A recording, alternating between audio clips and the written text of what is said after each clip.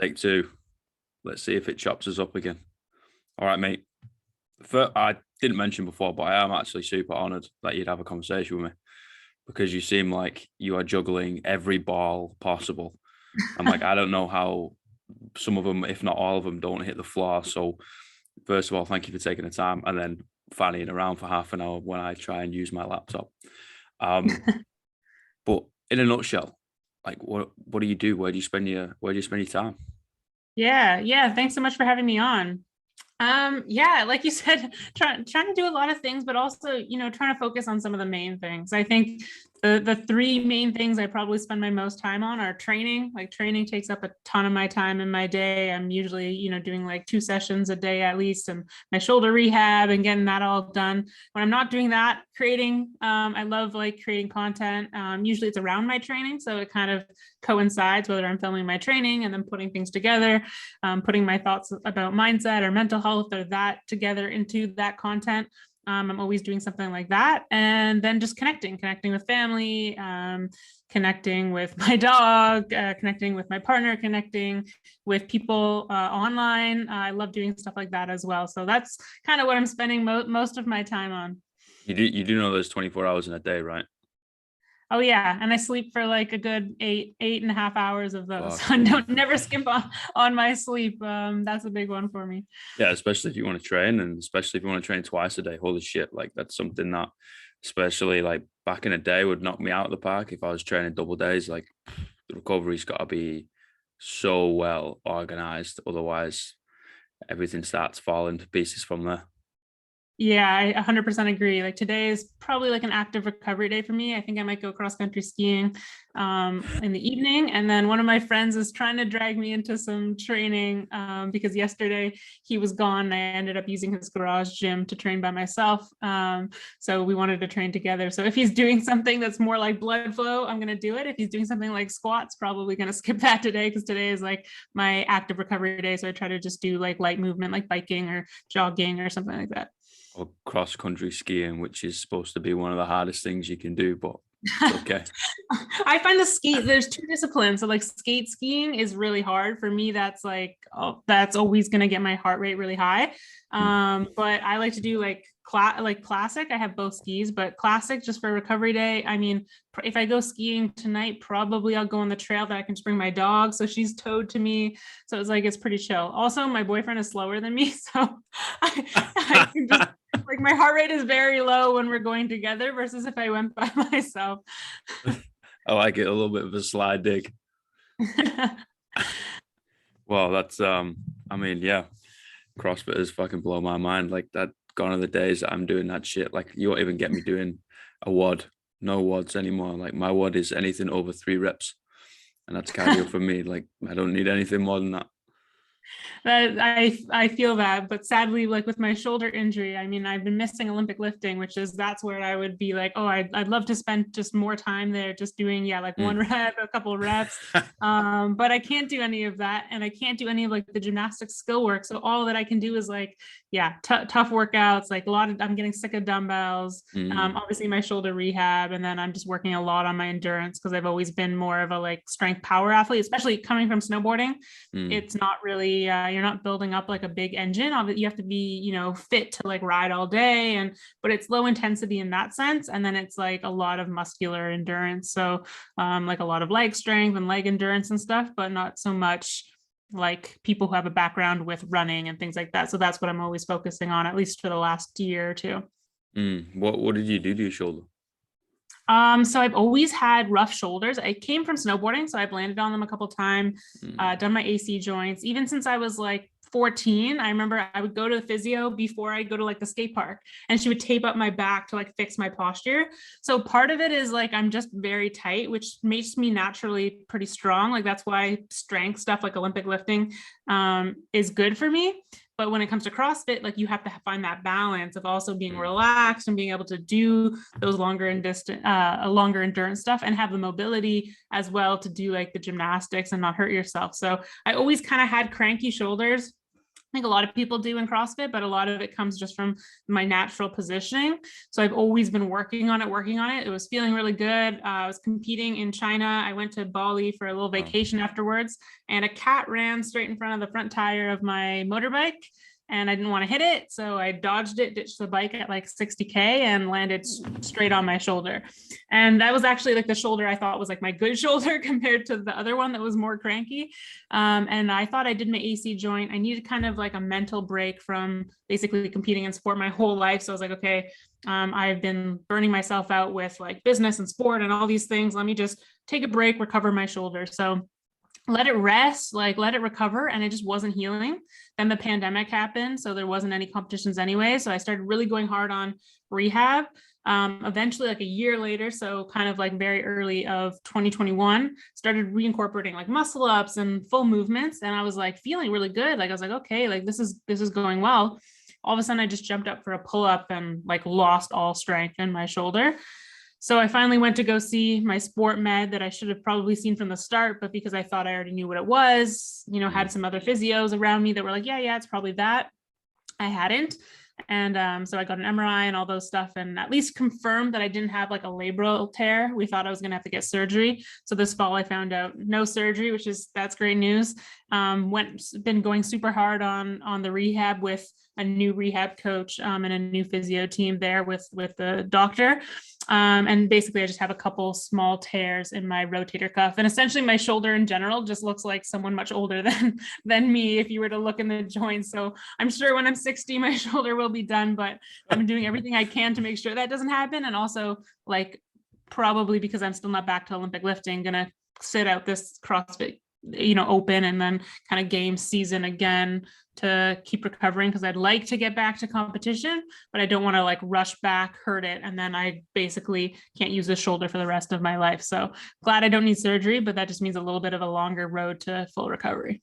Yeah, that's where you get the yo-yo athletes, right? That try and rush back and are like itching to get back out on the dance floor and throw down some weights with the peeps, right? And next thing you know, ping, there it goes again, or ping, there goes something else because you're overcompensating in your movement patterns. And yeah, that's a dangerous game to play. Like, and definitely don't start rolling those dice. So I think you're making the right decision to take another year out and just be like, no, I'm going to focus on like, yeah, a bit more GPP stuff, overall health, and then also make this like quote unquote weakness now a strength. Especially if it was like a ACJ, like that, if that gets bunged up, that's not going to play out. Yeah. I'm playing the patient road. I think when I was younger in sport, I definitely didn't do that, especially like when I was snowboarding. It's like, no, I want to make the Olympics. I need to get on the junior worlds team. I need to do this like by next week. So I was competing with broken bones, like just doing crazy stuff that you kind of had to make it happen. The interesting thing though in snowboarding is, like, I remember once, I think my last season, I got off a plane and my hip was like completely wrecked. Like we thought I had torn my labrum, but it, like 6 months later, it had healed, I guess. But I couldn't squat an empty barbell, yet I could land a jump below parallel, like a 70-foot jump I could land, because the adrenaline is so high and you're like just casting yourself. It's interesting how you can push past those injuries in action sports, but then when it comes to like training in the gym or something like CrossFit, where it is those gym movements, you're thinking about it all the time. Like you can't just really push past because your body is like, no, like it's not happening at that high adrenaline, high fast speed, where it's like, oh, I'm gonna, really hurt myself if I don't land this right now. So I have to make it happen. So I've now been trying to be a little bit more cautious, but even in my early CrossFit days, just coming from the snowboard injuries and still having that mindset of like, okay, I didn't make the Olympics. I need to make something happen really quickly in CrossFit. I definitely pushed through, and especially I came in, kind of learned like muscle ups first try, kind of already was strong. So people around me definitely didn't help with, instead of like making me start from the basics, it was like, okay, you can compete this year. Like you're going to be really good. Let's progress, instead of building my foundation for years. So I'm kind of like going back and rebuilding that foundation. And I'm grateful I've had the opportunity to do so. Hopefully I'm not too old to rejoin the competition season. We're seeing like 18-year-olds killing it now. But yeah, I'm just happy to hopefully like recover and at least have, a long life in sport in general without aches and pains nonstop, because I've had aches and pains nonstop since I've been really a kid in sport. Yeah, fuck yeah. Like it's actually quite interesting to have that conversation with someone who will kind of work out, kind of not, never really been in sport, right? Because they'll have a conversation with you and be like, oh, so I bet you feel great like all the time. I was like, no.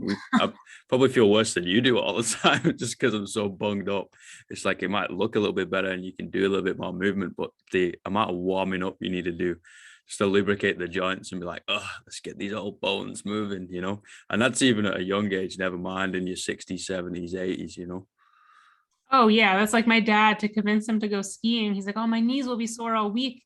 And I'm like, "Okay, but then you need to be doing stuff like nonstop to make sure that that doesn't happen, because obviously if you just do it once in a blue moon, it's going to be sore, like going to Yeah, the yeah. gym once.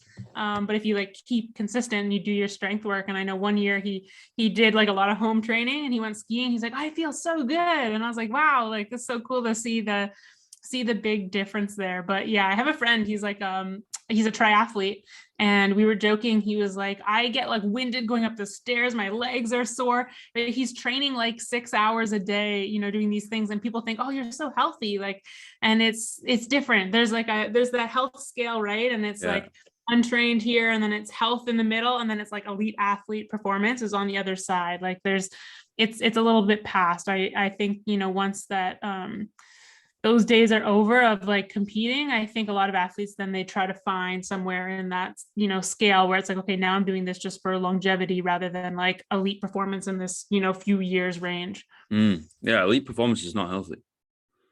No, there's a lot of sacrifices you have to make to push past it, right? Like injuries and small tweaks and things that could be detrimental to the long term. For example, I probably eat like a ton of processed carbs just to like meet my intake that I need. But I'm Yeah. sure like if I stop training how I was, that could possibly be detrimental, and I'd probably shift how I ate if I was doing less. Mm. I think you made a really good point of like you do what it takes to push past the pain and work through injuries and whatnot when you're trying to go to the Olympics, right? Because I'm gonna I'm gonna go out on a whim and say that was your only thing. All right, apart from skill, which is fine, that's kind of a given, you have to do that. But that was your like one and only, I'm gonna do this, this is who I am, it's your identity. But now like you do so many different things that will allow you to take some time off and be like, okay, all I'm going to do is I'm just going to shift more chips into other baskets. I'm still going to have chips in this basket of the athlete and the performance side, but what that looks like might have to look a little bit different, right? It might have to change. Now I'm just going to shift my focus a little bit more onto all these other avenues that you're doing, and something that I personally like just related and was like, I want to have a conversation with this lady. I'm sure we'll have some fucking sick talks of like, okay, now we'll talk about the mindset and the mental health side, as well as marrying it up with performance, as well as marrying it up with health and the moving side. So I'm like really, really keen to dive into that and hear your 2 cents on that. Yeah, no, I love what you said there about like being able to move the chips into somewhere else. And I think that's something, especially as a young athlete for me, a mistake that I made. And I know a lot of athletes, follow similar patterns just because it's how we're taught in sport, is like, that's the only thing you can do. And this is your Yeah. only identity. And this is your only value. We get told by our parents, like, oh, you are born to be an athlete. Like, especially if you're naturally good at it, that's kind of that whole avenue. But I think it's important to tell young athletes and kids, like, there's other things that you can do, and it doesn't have to be for performance. It could be just for fun, like whether you like reading or maybe you like to write poetry. I don't know. Like there could be a lot of different things that you could explore, and doesn't mean you have to, pursue that as a job or get better at it or monetize it. But they could be outlets that give you some space to explore just who you are as a person outside of that sport, because you will have injuries, you will have setbacks. Eventually your career will come to an end, and that's the hardest part, is answering like, who am I when that happens? And so that was something I really struggled with. Like my whole identity was wrapped around snowboarding, and got to the point where at my last season, just seeing a lot of people close to me get some pretty serious injuries, I started thinking, wait, I have a few of these other passions. What happens if something really bad happens and I cannot do any of these things for the rest of my life? Like I can't train, I can't I can't lift, I can't do other sports that I like. I can't even hang out with my friends or get a dog, or if I hurt myself or I hit my head another time, I won't be able to continue my business, or different things like that. And that's what really started having me evaluate, like, is doing this dangerous of a sport good for me, the human being, with all that I also wanted to do moving forward in life. And so that was a hard decision I had to make. That is such an important point of you, the human being, not you, the athlete. You know what I mean? Because they, a lot of the time, are completely separate people, right? Because the athlete is I don't feel no pain. I'm going to train. I'll sleep when I'm dead. I'll keep going. I'm here to compete. Lion's got to eat, all that type of shit. And the human is like, sometimes you're going to have to give yourself a pat on the back and a hug and be like, let's go for the holistic approach. Let's calm down. Let's look after this, i.e., the mental health, and then also this, the physical health, and then the synergy between the two, right? Rather than just be like, fuck that, I'm in, let's go. Let's try and like turn it up all the time. I was like, you're either going to reach physical burnout, mental burnout, or both. Yeah. I think, something that came to mind there is like often when we watch athletes on TV or a competition, we see who came first place and we're like, that's the winner. And then what if that person is suffering? Like, what if everything outside of their life is falling apart? They gave everything to do that one thing and it didn't bring them any joy.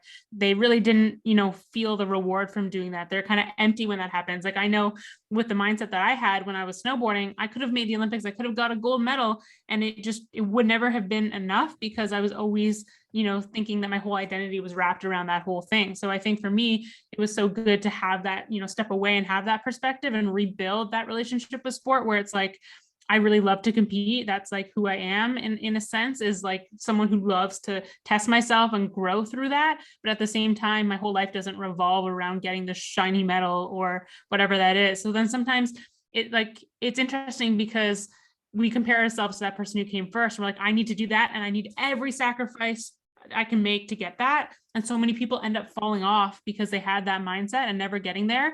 But what about the person who came third and has like an amazing family life and is just so proud that they came third? Like, to me, that's the winner. Like, that's winning right there. And so I'm excited to see like how I've really kind of rebuilt my relationship with sport, even more so over this last 2 years with the shoulder injury, where it's like my whole life doesn't revolve around what place I get at a competition, or even if I get back to the competition floor. It's something I want to do. I think it would be awesome, but it's not like I'm not competing from a place of not feeling like enough. I'm competing from a place of like, no, like I'm good. And this is something extra. This is something bonus.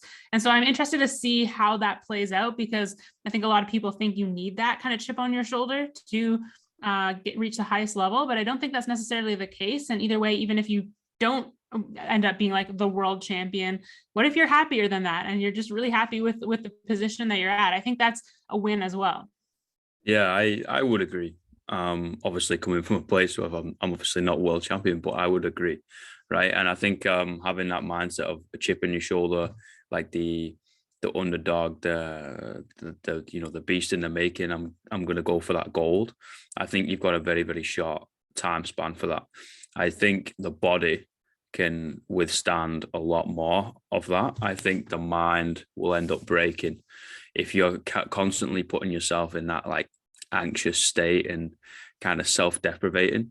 I think it will shoot yourself in the foot, metaphorically speaking, because it will break your head in the long run. Yeah. I've seen it a lot with athletes. I've seen it a lot with myself, kind of always putting myself in the past situation, and then you kind of relay that, and then ultimately, your mind is broken and you're no longer a strong-headed athlete, which then will hinder your performance. Yeah. And I think it's not even that it'll take away any drive to still want to be the best or any chances at being the best. I think actually you'll probably perform and recover better because you're not beating yourself up daily. You're not in this fight or flight mode 24/7. You put your full effort into your training, and then you're like, that's all I can control. If I didn't hit a PB today, or I didn't come first place at this event, what mattered? I put my best effort in. That person ended up showing up better, or I made a mistake that I couldn't control. That's like all outside of your control. You shouldn't beat yourself up from that. Learn from those things. But I think all you can do is focus on your effort. And if you do so, it's not going to take any drive away from pursuing being the best. I think it can only just help. And if you do end up, falling a little bit short, you just take it as a lesson rather than like, I need to quit this. I'm not good enough. Those kind of the pendulum swings when you're always in that mindset of like, I have to accomplish this to be somebody. Yeah, for sure. I think you need to like look at yourself as like partitioned, which is going to sound really weird, but you look at yourself as the athlete, you look at yourself as the family member, the spouse or whatever, the friend, and then you look at yourself as a human. And I think you've got to be able to look after all of them, especially if you want a long career in sport, right? Like we're seeing, like you mentioned, you're seeing 18-year-olds in coming up in CrossFit. You're seeing the same in actual professionalized sport, like traditional sports. Like if you want a long career rather than just 3 seasons and then you're done, 5 seasons and then you're done, you have to be able to look after the individual behind the athlete. Otherwise you're going to break. You know, we're not machines. We're developing AI, but that doesn't mean like we are AI. It's modern day gladiators, right? If you malnourish the gladiator, you don't look after their head, they're only going to win 1 or 2 fights and that's it. They're done. And you're no longer going to have a career in the sport. And then it's getting more competitive as well, right? So people usually, like we going back to your snowboarding career, if you would have chucked all your chips in that basket, all your eggs in that basket, one, it didn't pay out because you've got that mindset of like, nah, fuck this, I'm going to keep going. I'm the athlete, nothing else. I'm like superhuman. So, but what happens if shit hits the fan? It's like you don't have any education to fall back on. You don't have any links to fall back on. You've not saved up any money because most of the time, like it's costing a shitload of money to get there, right? You're working whatever jobs to pay for it. What are you going to do now? Like you're working minimum wage, and your body's fucked. Yeah. Oh, yeah, exactly. That's exactly it. And I think, sometimes we see that mindset where people, they think like sport is their only way out. And I think, it is unfortunate, but in some cases that is true, where it's like maybe they don't love the sport, but they have this natural ability at it. Like, for example, I don't love math, but I'm pretty good at it. So if someone just said like my only way to ever make a career was to be a mathematician, I would hate it, but I could feel like you could feel that pressure to do that. And I think in some sports, some athletes, they definitely get pushed in that direction. And you see it where it's like, okay, I just want to do this just to make money. And they go pro, they do like 2 years, they make just enough. And then they like leverage that to do something else, but they hated those 2 years. But it's those people who love the sport, who truly love it, and they're willing to push through those tough days. Because if you don't truly love it, it's really going to beat yourself up mentally to try to keep pushing through those tough days over and over and over again, because you're going to have more tough days if you're not enjoying what you're doing. And then your career is going to be cut short. But then you see someone like LeBron, and he works hard, and I'm sure not every day is fun, but look how long his career has lasted and how he's, given that love of the game to his son, and how he's gone on. I would say he loves the game. When he retires, he's really built connections within it. He stayed connected versus somebody who's like, this is my only way to like make money or do whatever, rather than doing it because they truly love it. And then the rewards are kind of the secondary. LeBron is a beautiful example. Like that man has been at the pinnacle of the sport for like nearly 2 decades, right? That's insane. Yeah. Like that's probably the longest professional career of all time. Don't quote me on that, but it's probably up there, right? Just because I think he does partition it. You've read the quote. He spent like over $1 million a year looking after his body, and that's just like manual therapy, right? Yeah. That's just for the physical side. Never mind the whole meditation, journaling, or whatever he does for his mental side. He has right? personal chefs, like everything. And it's insane, and that's. Yeah, okay, you don't have to spend millions of dollars to like look after yourself, but looking at it with different pieces of the jigsaw to be able to refine those individual pieces, so then you can put it back together, so you actually make a complete picture rather than there's a couple missing, one's turned the other way. I was like, I'll put a band-aid on it, don't worry about it. I'll stick a load of aspirin down my fucking throat and I'll be fine. You know what I mean? Like I lived off like Nurofen gel. I'd go through like half a tube in a game of rugby, right? I was just like rubbing that bad boy all over. I'm like, don't worry about it, coach. I'm back in. You know what I mean? Because it's like, no, this is like my one and only shot, in my opinion, at that time, right? Because you kind of fall into that headspace of like, this is the only way I'm going to be able to do this. The only way I'm going to be able to get me and my mum out of the situation that we're in. The only way we're going to be able to progress or whatever. I've got to be able to do this. Inevitably the universe or whatever you believe in has taught me. I was like, that wasn't the route you're gonna take, mate, because it's gonna push me to the side, and there's a lot more lessons I've got to learn from that. And going back to like throwing all your chips in that basket, yes, people out of necessity sometimes you got to do it, right? Sometimes you dealt a really bad hand and you're going to have to play that. And I would not turn around to a kid and be like, don't do that. If it is their only shot, you go as hard as you need to. However, you've got to be able to look after yourself, because if you're always dealing yourself the worst card, you're going to get fucked. Yeah, I interviewed one of my friends. He's a local soccer player, and he's playing over in I think in Spain. Yeah, in Spain. And he was talking. We were talking about kind of the situation where he's dealt with injuries before, and in those situations, taking the time to recover. But last year he had been fighting for over a year, or he's been trying to go pro, and he finally got a trial. And right before a couple weeks, he gets tendonitis in his knee, and it's really bad. But he had to figure out, like, that was when he was like, you know what, like, I have to put all the chips in the basket and like fight through this, because this is my one opportunity like ever to get these trials and be in front of these scouts for these teams. And so he knew that was his only option. He had to push through and then deal with the ramifications of that. And it's hard, you have to make those decisions in sport. And I think it's important to have good people around you to help you make those. Cause sometimes I get DMs from kids and they're like, I hurt my shoulder too, like last week, but I got to play basketball tomorrow for my, high school game. And I'm like, listen, like for me, in some ways it does matter. Like part of my income does come from like, will I compete again? Will I, have these sponsors or do this? And yet I'm like taking the time, and these kids are just in high school. There's no consequences. And they're like, my coach tells me like, I need to, get in, or maybe I'll lose my starting spot. And I'm like, how do I put it, in kind words, but also just make sure that they understand that you can be patient, and it's important to be patient, because those things will last the rest of your life. And that might not be the right time to gamble. But then, in the situation of my friend, that was the time he had to really gamble it and take that chance, because it was truly his one big shot of getting into the pro ranks.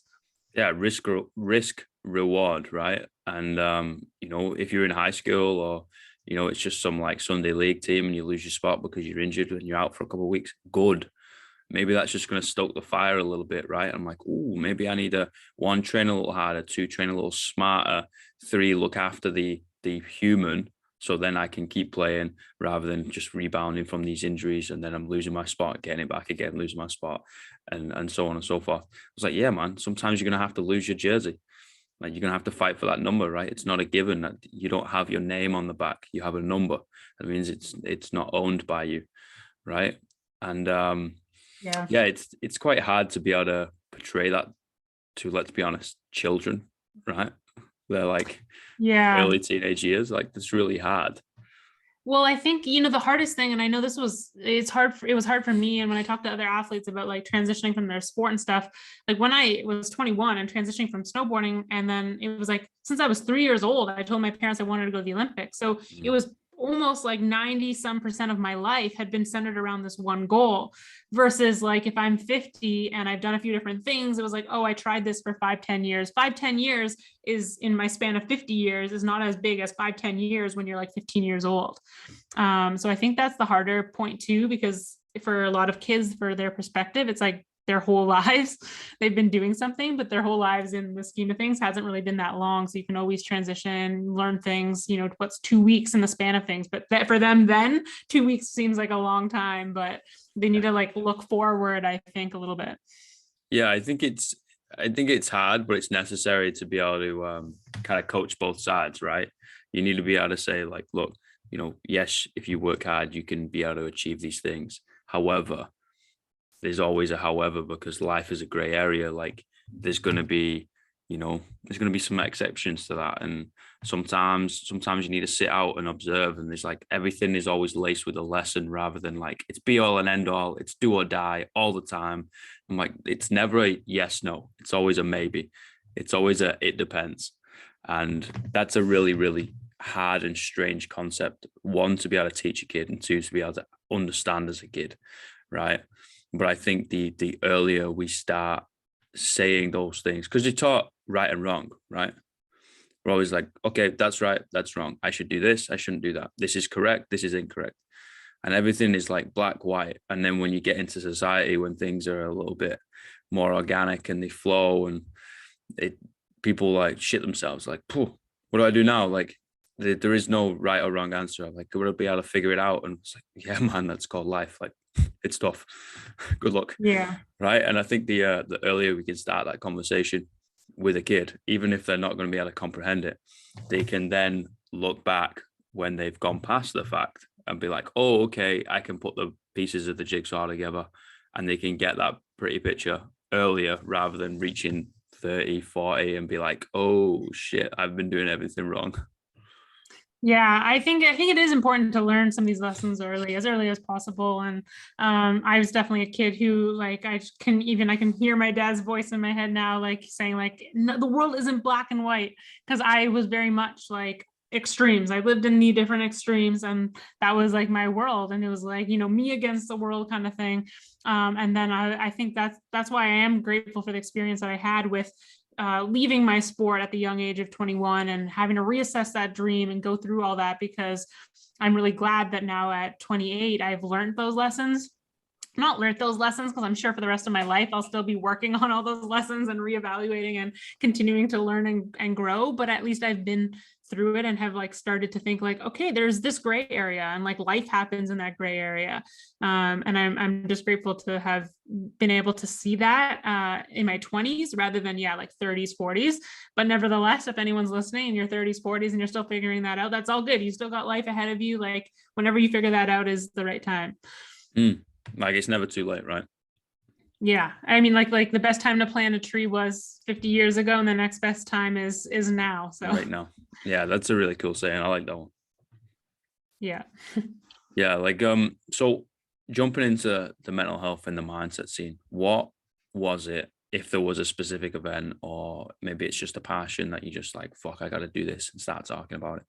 What was it that kind of lit that fire and got you talking about it? Because I don't see a lot of people, like, you might get some professional athletes or some really high-end athletes that'll be like, oh yeah, cool, yeah, I've got to look after my mindset and do all this type of shit for my performance.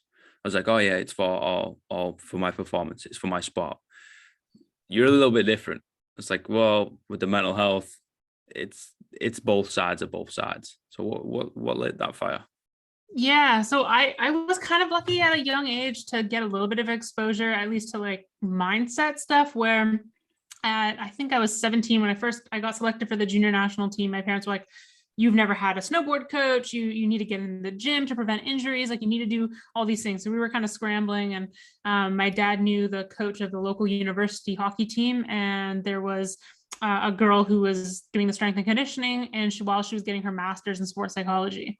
So I went out for dinner to my parents. I was so awkward at 17. They picked her up. She didn't have a car because she was a student, and dropped me and her off at a restaurant just for the two of us to talk and see if we got along.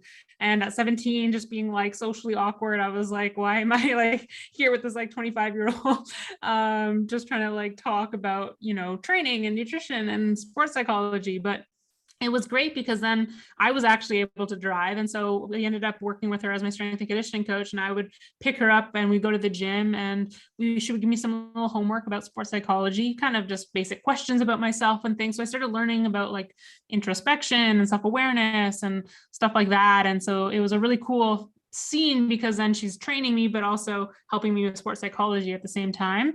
And then I was lucky to also have coaches that had an interest in, visualization and mindset and that kind of thing with my snowboard coaches. And so that kind of progressed into me really taking an interest in psychology, especially then as I started doing my business degree online. I took all my electives in psychology. I always thought it was super interesting. Just learning how the mind works. Whenever I was injured, I would always research, whether it's training, nutrition, psychology. I would spend all my time just learning, and then reading a lot of books. So I would read like a ton of books about psychology, whether it's like, Michael Jordan's coach's book or different things. I would try to really get into that mindset and learn about motivation and discipline and all these things.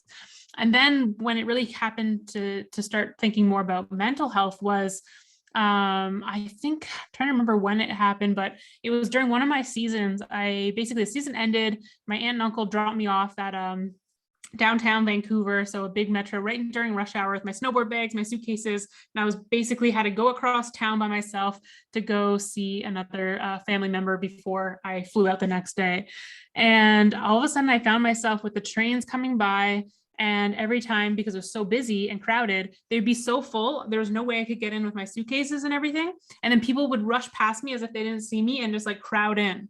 And they wouldn't give me a chance, even though I've been waiting here for hours, and every train, every 6 minutes that would pass by, I couldn't get on. So all of a sudden I just started hyperventilating. And basically I ended up having what I didn't know at the time was like a full panic attack. I like couldn't breathe. I was crying. Like I'm just like sitting on my snowboard bag, started like trying to eat some food that I had. I was like panicking, and then trying to like call my family. So my aunt and uncle ended up coming back, picking me up. And then I remember for like 2 hours, I like just couldn't even talk. Like I couldn't even get like a word out. And I was like, what is, like, I had no idea what happened. So when I got home, I like talked with my parents about it. And my mom's like, let's bring you in to like see a therapist and talk about this. So that was like my first experience with mental health. Unfortunately, I didn't have the best experience with that therapist. She was trying to help, but she wasn't a sports psychologist, but she started trying to be like, oh, do you get anxious around your sporting events? And I was like, no, this isn't that. Like, this is something different. And so then I started like having these little other moments of anxiety. And then all of a sudden I started getting like a lot of homesickness, which I wasn't used to. Like as a kid, I was like, when I turn 17, I'm going to be gone traveling the world, snowboarding. And so all of a sudden I was like experiencing this homesickness and anxiety and all these things. And so I started really using our team sports psychologists. I was probably the only athlete who was always using them. So doing that. Also, action sports are very mental. As I had more and more injuries, I started having a lot of fear. So I would have like flashbacks of like, oh, I can't try that trick again because what if I really hurt myself again? Or this happened last time. And so I was starting to try to figure that out with sports psychologists. And then it was my last season that I had a friend I made from the CrossFit gym, and she was experiencing some mental health stuff with school. Like she was just really struggling with being away from her family and being at school. And so her and I really related talking about that. And that kind of helped me with, okay, this is actually what's happening. I think I'm really going through some actual really serious mental health stuff, and I need to seek help for it. And so that was when I started feeling like, I don't know if I should keep doing the snowboarding thing. I went all in for the rest of the season. At the end of the season, decided to call it off. And my mental health, I thought it would be better because I was like, okay, you know what's hurting my mental health? It's the snowboarding. So I took that out of the equation, and it was worse because all of a sudden I was like, wait, who am I without that? Who am I without this Olympic dream? And all those questions happened at the same time. And so I was lucky I had CrossFit, the gym, business, all these different things to kind of have a path of things to focus on. But I got into a really low point. And so that's when I went to my doctor. I got diagnosed with depression and anxiety. I went to go to therapy every week. I like really focused on my mental health and how important it was. And it was a tough couple years, and still always have to kind of manage the anxiety, like do things proactively to make sure it doesn't come back. I notice when, I'm not focused on my recovery, on balance, on my meditation, things like that. I go a few weeks without it. All of a sudden I'm like, anxiety is creeping back. So I have to be really proactive. And then over the years, I just started becoming more confident talking about it. So I think at first there really was a stigma, and there still is, but I think it's starting to be chipped away by people speaking about it. And over the years of me kind of, every year I would share maybe 1 or 2 things. And then I would like start sharing maybe 3 things, and then maybe 4 things, just like on my social media or things like that. And eventually I just became, more confident speaking about it, started getting people, hey, I feel the same way. Like this really helped me that you shared about it. And so it's kind of slowly over time become something that I'm just more comfortable talking about and raising awareness about, especially in like the athlete and sports space.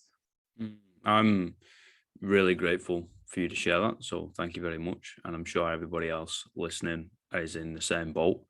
And that just completely epitomizes the whole framework of this podcast, right? Of bridging the gap between mental and physical health. And I think you're an absolute beautiful example of that, of someone who's obviously been super high up in sport, right? On both ends of the spectrum, i.e. snowboarding, and now in the CrossFit scene. And now from the rehab going, okay, now we're going more into the health side. And then also, again, going into the mental health side. And I think that's it's so important for you to be able to have the space to be able to talk about it so people can hear that of like, oh, okay, I don't actually have to pick one, right? And you said something, one word, proactive, right? Yeah. And it's like it's not gonna fuck you up straight away, right? Like walking, not eating for 30 minutes isn't gonna fuck you straight away because you're like, oh, cool, I'll be able to get around it. But if you don't eat for 24 hours, 48 hours, you're gonna start feeling fucking hungry, right? Yeah. It's the same thing with your mental health, same thing with your physical health. Like straight away, immediate response, nothing. You don't really feel anything. Well, whatever, I can shrug it off. Maybe I'm superhuman. Maybe I'm a bad motherfucker that doesn't need to do this. All this Yeah. meditation and journaling stuff is all hairy fairy nonsense, especially like from a dude's perspective, man. Like the amount of guys like I'll speak to and I look in their eyes, I'm like, cool, you're not in the place that we can have this conversation. And I'm like, no problem, man, but I'm here whenever you need to, right? And it's being proactive about it is such an important point of like jumping in there, doing what you need to do, even when you don't want to fucking do it, right? Straight in the morning, don't look at your phone, right? Everyone I work with, coaching wise, and even just helping out, right? I'll send them this document. It just basically outlines a really simple like morning routine. Do they have to do it? No, like you don't have to do it. Do whatever you want, right? It's just a little bit of a guideline. But I think most people, like, they wake up in the morning, right, and they're checking their phone, like, straight away. And I'm like, you're allowing the world to dictate how you think. Don't do that. You dictate how you think because you're a bad motherfucker. So put that bad boy away for 30 minutes, 20 minutes, 15 minutes. Give me 10 minutes, right? Write down your stuff. Think about your stuff. Get some water on board. Walk around. All right. Do some meditating. It's not just sitting on the ground with your legs crossed going, right? It's just like trying to calm yourself in a very, very, very busy world, right? Everything's going crazy. Like we're in completely different time zones. We're probably even in different days, let's be honest, right? And that's crazy. Like, because the world is going so fucking fast with everything connected, right? It was like, calm yourself, figure yourself out, do something for your physical and mental health, and then crack on with your day and be a bad motherfucker. Yeah. And it doesn't take much time. I think that's a big one. But I think, it's interesting because I think we get normalized to like, this is just who we are and how we feel. And then we don't realize like we could actually feel better. And so I think that's a big one to break people out of their habits. And I think, people need to hear from different people, which is why a lot of people say, oh, well, I don't have this many followers, or like, who am I to talk about this? But I'm like, you never know who's listening and who could be impacted. Like someone, I could talk about my mental health, I could talk about my training. And for someone, it could be like, it just doesn't relate. But someone else could talk about it and they could relate, or someone else could relate to mine, but not to like Serena Williams talking about it, just because of the different situations. And so it's important to have like more voices. And I know, for example, in my case, like there's been life lessons that were taught to me earlier on that I didn't listen. And then all of a sudden, just at the right time from the right person, all of a sudden it hit. And nothing to say that the other person was wrong in any way. Is like they were trying to teach me something, but I just wasn't ready at the time, or it wasn't the right message, or just whatever was happening, it just didn't hit. And so yeah, I think it's just doing some small things and just testing it out, just being open-minded, I guess, to like try stuff like that. Like, okay, I, you know what? I have no problem with the phone. It's good. I just wake up in the morning. I don't feel bad, but it's like, just try it. Just try and see, just challenge yourself. Like, and that's something big for me. For example, like I have some friends who are amazing athletes and they're vegan. And I was like, I can never be vegan because I'm allergic to nuts. So that's like a big food group for vegan people. I just couldn't do it, whatever. I was like, I don't like to have that. Like, I don't like to say that I just couldn't do something. So last year, my boyfriend and I did a 1-week vegan challenge. I forced him into doing it with me. And we bought all these foods. We like spent the week just eating vegan and just to try it out. Like, it wasn't like, oh, I'm going to do this. This is a big life change. I'm only going to switch. It's like, let's just do this for a week and see what happens. And as an experiment, and I want to like keep doing that with different things. And I think that's like the most important thing that people could be, probably, is just open-minded to try things, because then you'll see, oh, wow, like, I was just in homeostasis of feeling like this, but I could actually feel elevated to this by trying this. And I never knew that if I wouldn't have just been open-minded to saying, okay, I'll give it a shot for a few days. Fuck yeah. Like people think just because they've been in that situation for a long time that it is normal, right? Like I usually say this all the time in the gym. It's like, guys, being in pain all the time is not normal. That might be your normal because it's happened for 5-10 years, but that doesn't mean it's fucking normal, right? It's like Yeah. you're here right now. Like fantastic, you've got used to it. It even gets a little bit comfortable because you know what's coming, right? You can expect it. And the unknown is scary, right? That's where the fear comes in, the fear of the unknown. However, if you just try something, figure it out, right? You don't like it, cool, go back to where you lived your life. But if you try something, you can actually just elevate and maybe thrive rather than just survive, right? Everyone's just trying to Yeah. survive to the end. I was like, Yeah. well, if let's play devil's advocate here. If we are literally only here once, right? And that's it, nothing, nada, like complete emptiness, then wouldn't you want to like live the best that you could rather than just And at least try something different, right? Like, exactly rather than just yeah. like just get to the end. Oh fuck, I made it. Okay. That was miserable. And that's it. I was like, fuck no. Yeah. Like, wouldn't you want to like do something? Yeah. Yeah. And at least just experience a couple different things, even if it was just for a few days, it didn't work for you. What's a few days? Like there was no harm to trying it. It's like when people say, okay, like positive thinking and like manifestation, it doesn't work. And I'm like, but what's the harm of like just believing that what you want to happen is going to happen? Like there's no harm of like being positive. Like it's interesting to see the different perspectives, and I don't think there's any like right answer, but I just think yeah, being curious and being open to trying new things and hearing different perspectives is it's important. Yeah, committed to growth, and that can come in many, many different ways, right? And if you try something and it doesn't work, okay, cool, but you've learned something, right? You've learned that that doesn't work, and you also learned the process that other people go through that actually works for.